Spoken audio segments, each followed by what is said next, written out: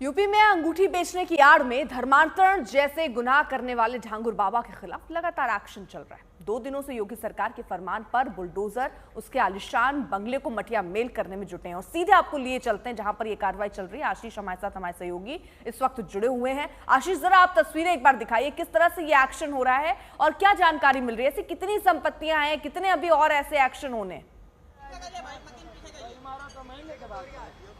देखिए अर्पिता, मैं आपको तस्वीरें दिखाऊं तो पूरी तरीके से बुलडोजर की कार्रवाई यहां पर जारी है और पुलिस के आप देख रहे होंगे ऊपर जो कुछ यहां पर टॉप पर कुछ लोग पहुंचे हुए हैं वो सिर्फ इसलिए क्योंकि वहां पर भारी भारी सा जो लोहे के रॉड्स हैं वो पाए गए, उनको हटाने के लिए क्योंकि वो रखे गए थे, वो किस प्रयोग के लिए तो उसकी जांच की जा रही है।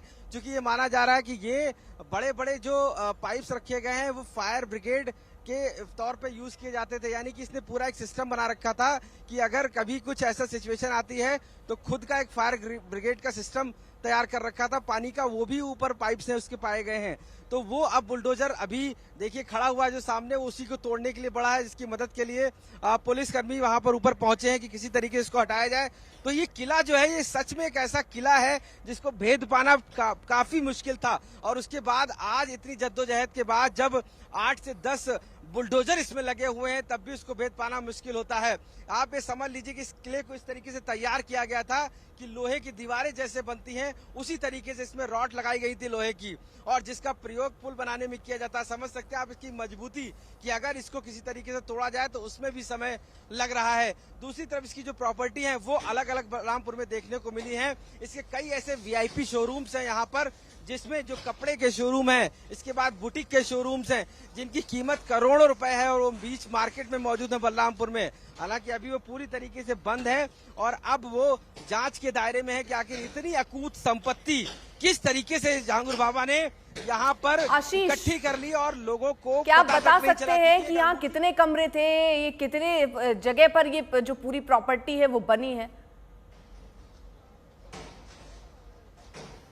बिल्कुल अर्पिता, देखिए ये जो आप मेरे पीछे देख रहे होंगे इसमें तकरीबन 25 से 30 कमरे बने हुए थे और एक बड़ा हॉल बना हुआ था। यहाँ पर जो धर्मांतरण करने के बाद जो पीड़िताएं आती थी उनको रखा जाता था और उनको लिटरेचर पढ़ाया जाता था। एक हॉस्टल की तरह पूरा बना रखा था, यानी इसने धर्मांतरण का एक हॉस्टल बना रखा था और वहां पर महिलाओं को रखा जाता था, लड़कियों को रखा जाता था।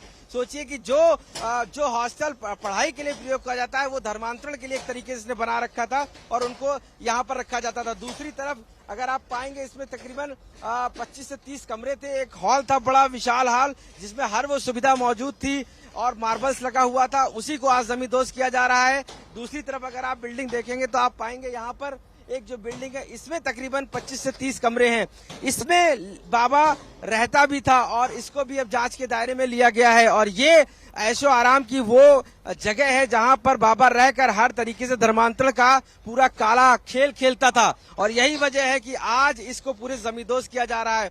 समझिए 40 से 50 कमरे ठीक है आशीष, जरा आप रहिए साथ। और उनमें